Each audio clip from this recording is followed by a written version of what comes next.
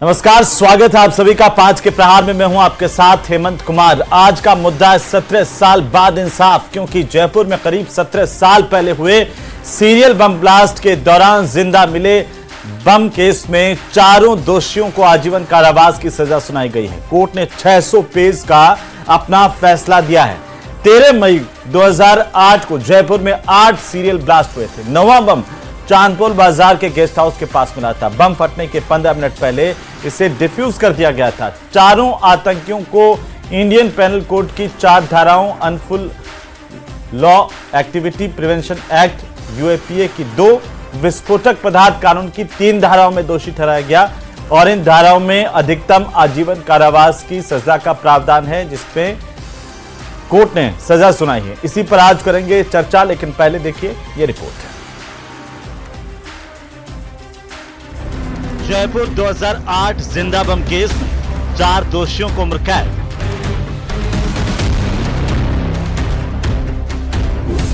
आठ धमाकों के मामले में सभी हो चुके थे बरी।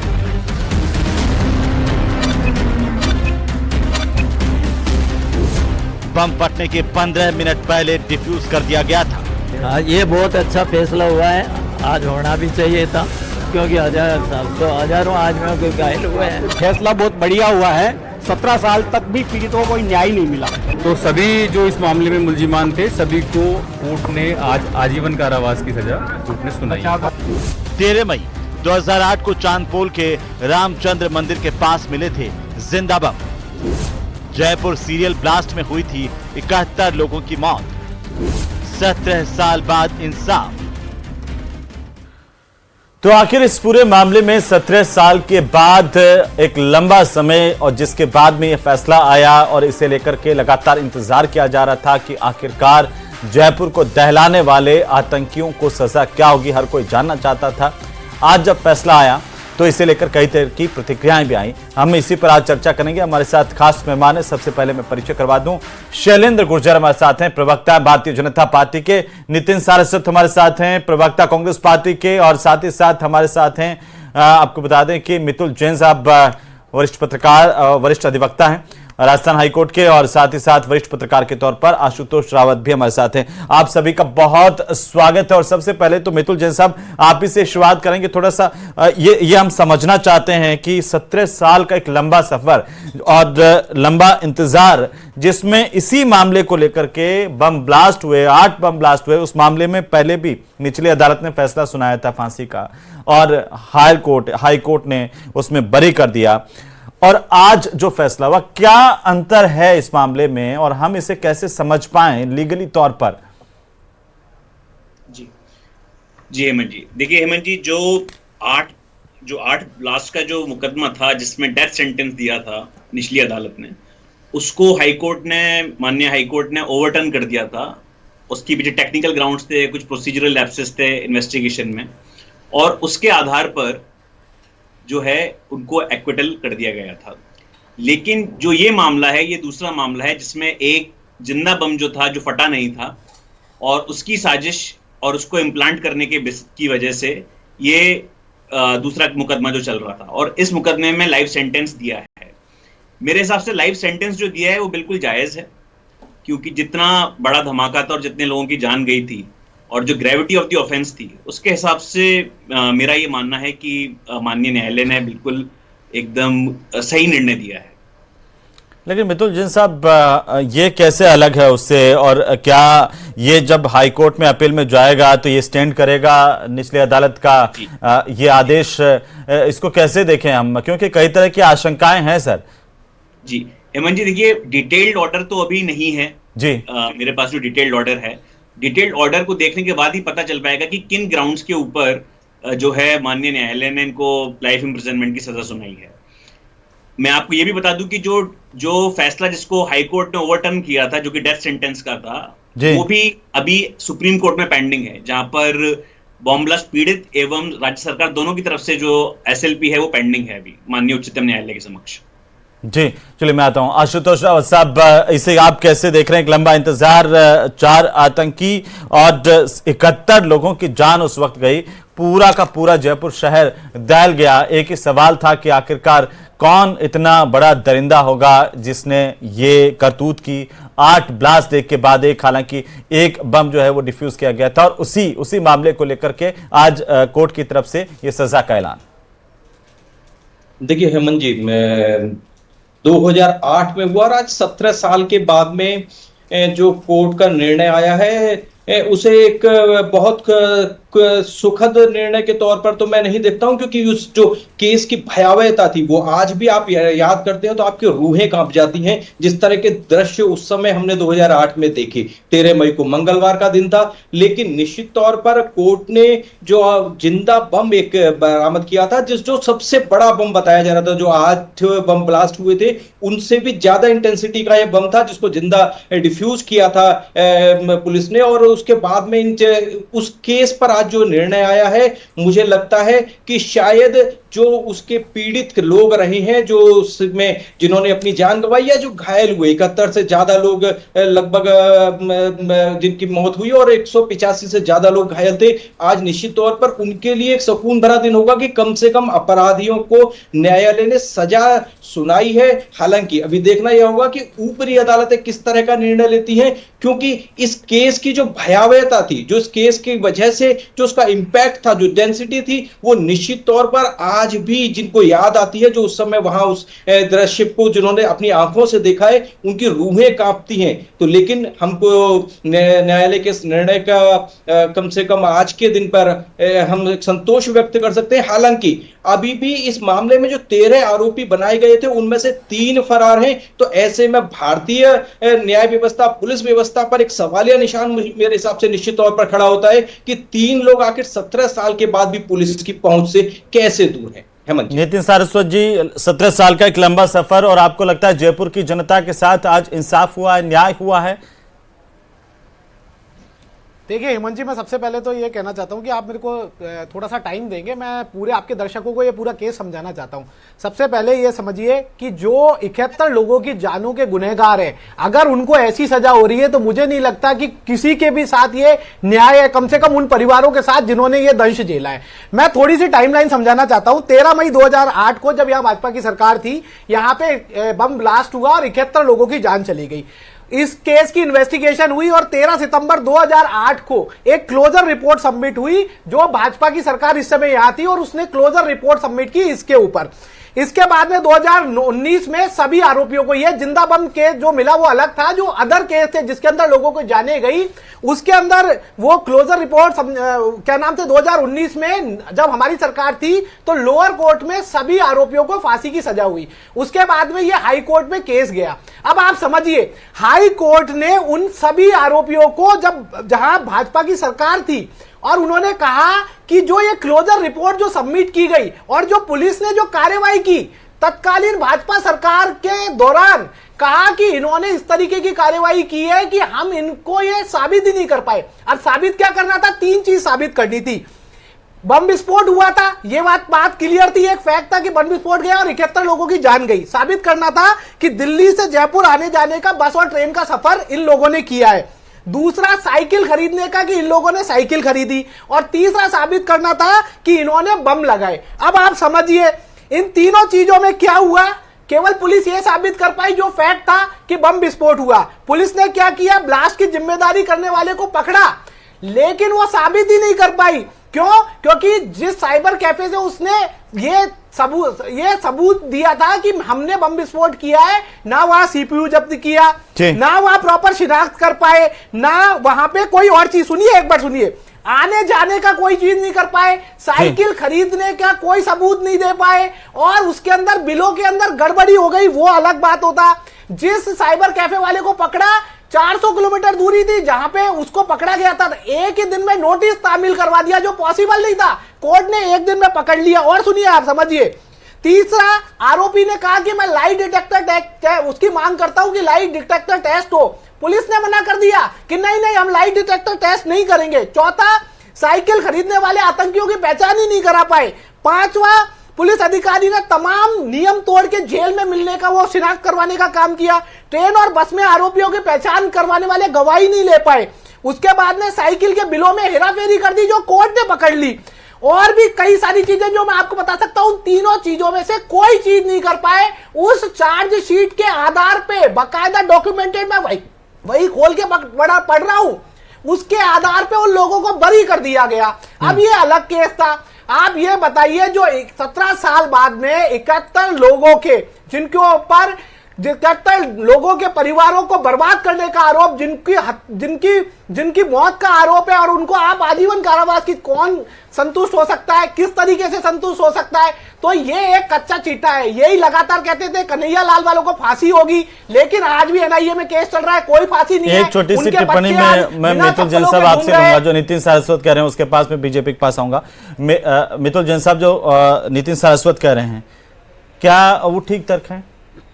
और कहीं ना कहीं मजबूत पैरवी नहीं हो पाई, कौन जिम्मेदार है उसका? कुछ गवाह बदले भी बीच में, और अब की बार क्या ऐसा बदल गया कि कोई मजबूत पैरवी हुई है, या हम ये उम्मीद लगा सकते हैं कि ये हाईकोर्ट में सजा स्टैंड करेगी? जी देखिए, यहाँ पर दो मामले थे। एक उन केसेस का जिसमें बम ब्लास्ट हुआ था, और ये वो केस था जिसमें बम ब्लास्ट नहीं हुआ। तो ये जिंदा बम जो मिला था वो था। इसमें जो धाराएं जो थी वो एक्चुअल में यूएपीए की सेक्शन 13 और सेक्शन 18 एवं 120B और 153 ऑफ इंडियन पीनल कोड थी। सेक्शन 13 में जो है यूएपीए के, उसमें मैक्सिमम सजा 7 साल है, और 18 में मैक्सिमम सजा लाइफ इंप्रिजनमेंट है। तो कोर्ट ने जो सजा दी है वो एक्चुअल में मैक्सिमम सजा जो पॉसिबल थी वही दी है जी। और यहां पर ये चीज भी देखने वाली है कि इसमें जो दो आरोपी हैं, सैफ सरवर आजमी और सैफुर रहमान जी, ये वो लोग हैं जिनका हाईकोर्ट ने एक्विटल कर दिया है, बरी कर दिया। हाँ, उसके बावजूद भी जो ट्रायल कोर्ट है, जो निचली अदालत है, उसने इनको दोषी माना और जो मैक्सिमम सेंटेंस है वो दिया है। तो मेरे हिसाब से ये थोड़ी अतिशयोक्ति होगी अभी सोचना कि क्या कहते हैं, पैरवी ढंग से नहीं करी या पैरवी ढंग से नहीं हुई। ठीक है, तो जो जजमेंट दिया है, और अभी निचली कोर्ट ने मितुल जैन साहब जो सेक्शन 124A में इनको बरी भी किया है शायद। नहीं, 124A जो है हेमंत जी, वो सिडिशन का मुकदमा है। सिडिशन के ऊपर सुप्रीम कोर्ट ने रोक लगा रखी है जी। तो इस वजह से उसके ऊपर कन्विक्शन नहीं हुआ है। ठीक है, शैलेंद्र गुर्जर साहब, ये जो दोषी हैं, जिनको कोर्ट ने दोषी करार दिया है, और पूरा राजस्थान, पूरा देश उम्मीद कर रहा था कि ऐसे लोग जिन्होंने इस देश के खिलाफ षड्यंत्र रचा और अपने ही देश में 71 लोगों की जान ब्लास्ट करके ले ली, और आज जो फैसला आया वो जिंदा बम मामले को लेकर के, हम जिसमें बार बार करें, लेकिन इनके हंसते हुए चेहरे, ये क्या हमारी कमियों को नहीं बता रहे हैं? ये हमारे सिस्टम पर नहीं हंस रहे हैं ये दोषी? हेमंत जी, देखिए, मैं इस बहुत ही संवेदनशील मामले में कोई राजनीतिक टिप्पणी नहीं करना चाहता। जिस तरह से मेरे कांग्रेस साथी ने जो पूरा बखान किया, अगर ये अपने AA कांग्रेस के समय में रहे थे, राजेश महर्षि जी, जिन्होंने इस पूरे प्रकरण को देखा था, अगर ये बहस उनको समझा देते तो शायद जो नीचे जिला अदालत ने फांसी की सजा दी थी 4 अभियुक्तों को, वो बरी नहीं होते।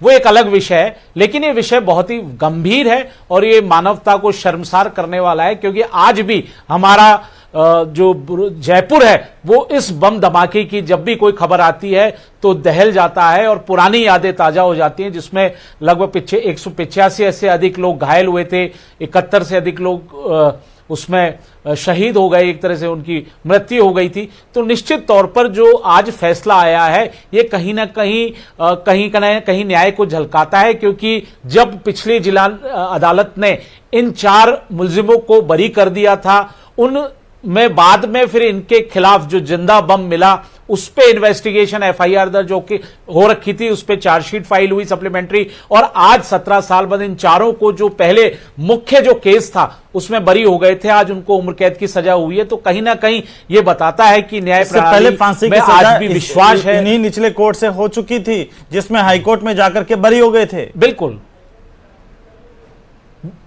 विशेष अदालत ने 4 अभियुक्तों को फांसी की सजा दी थी। यही मैं आपसे निवेदन कर रहा हूं कि अगर कांग्रेस के प्रवक्ता इसमें राजनीति नहीं लाते कि कब चार्जशीट पेश हुई ये हम बता दें, कब कब इन्वेस्टिगेशन हुआ ये हम बता दें, और कब कब पैरवी अच्छी हुई। ये जब 2013 से 18 भारतीय जनता पार्टी की सरकार थी तभी पैरवी हुई और 2019 में फैसला आया जिसमें फांसी की सजा हुई। कांग्रेस पार्टी के समय में डबल एजी ने पूरा, आपने देखा होगा किस तरह से जब वो बरी हुए तो पूरा जयपुर सन्न रह गया था, किस तरह से जो भयावह मंजर था वो दृश्य सामने आ गया। इन दरिंदों को कैसे माननीय उच्च न्यायालय ने छोड़ दिया, बरी कर दिया। अब कोर्ट की जजमेंट पे टिप्पणी नहीं दे सकता क्योंकि उसको तुरंत फिर सुप्रीम कोर्ट में चैलेंज किया गया और आगे चल के न्याय निश्चित तौर पर मिलेगा। लेकिन इसमें राजनीति नहीं करनी चाहिए और जो कमियां इन्वेस्टिगेशन के दौरान बिल्कुल रही थी, जिसको जिला न्यायालय जो विशेष कोर्ट था उसने भी कहा था कि जांच एजेंसी, तो वो कह रहे हैं, कांग्रेस कह रहे हैं कि आपकी सरकार के दौरान इन्वेस्टिगेशन ठीक तरीके से नहीं हुआ और उस इन्वेस्टिगेशन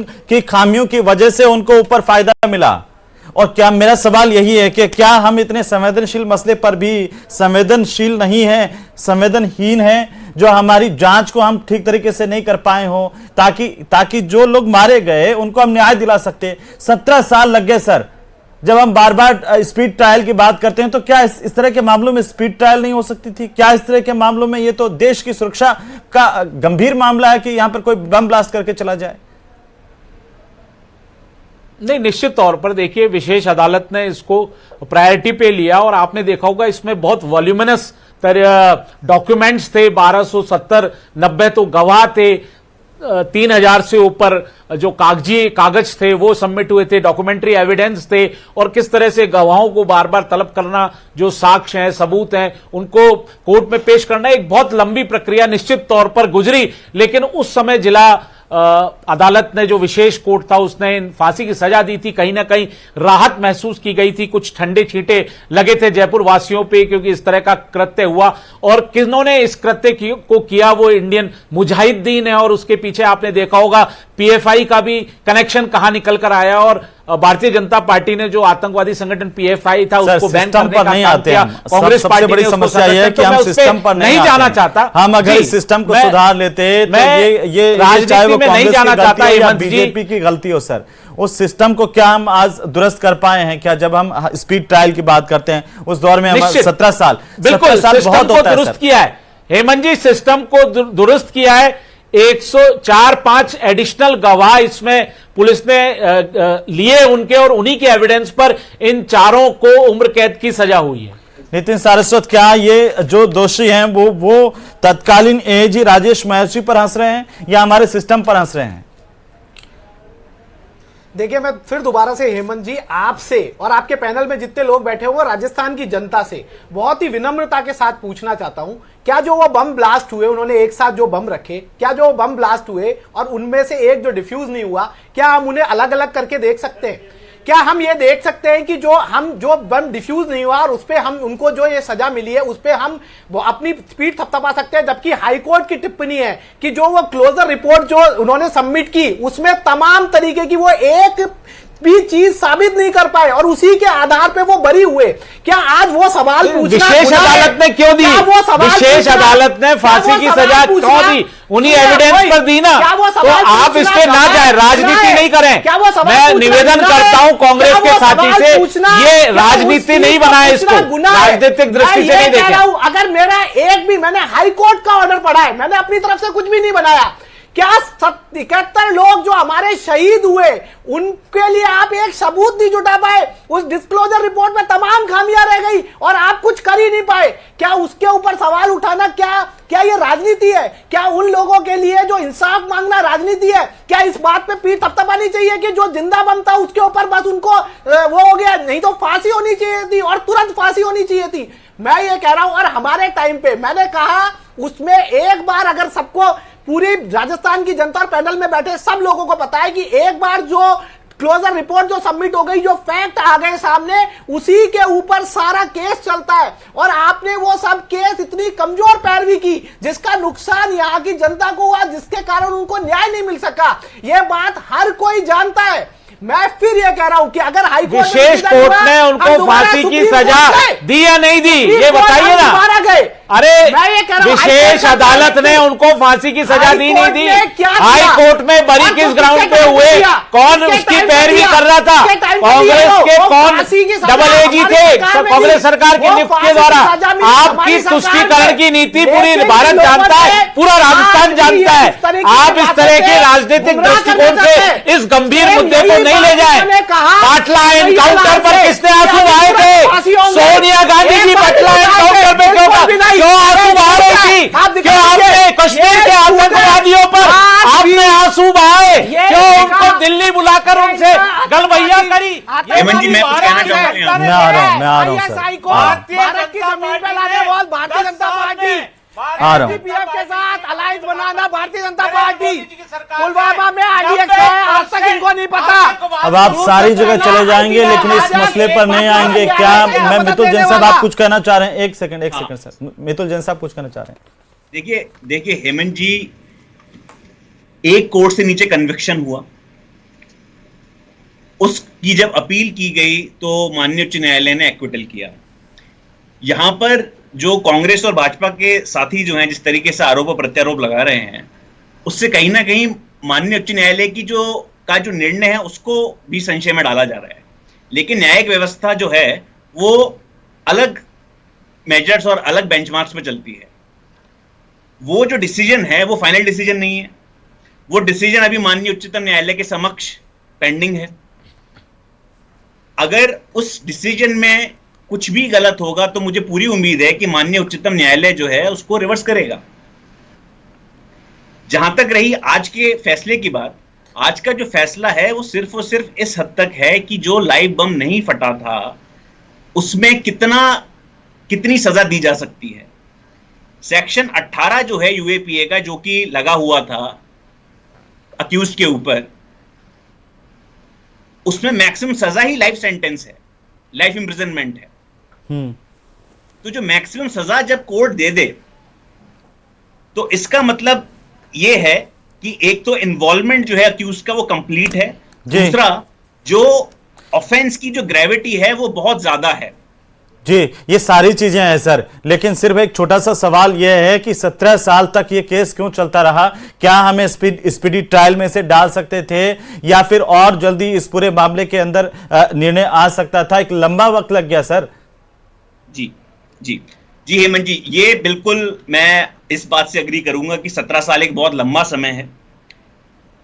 और जैसे कि शायद अजमल कसाब के केस में हुआ था, जहां पर ट्रायल जो है वो काफी जल्दी कंप्लीट हो गया था, वैसा कुछ उदाहरण यहां पर भी पेश किया जा सकता था।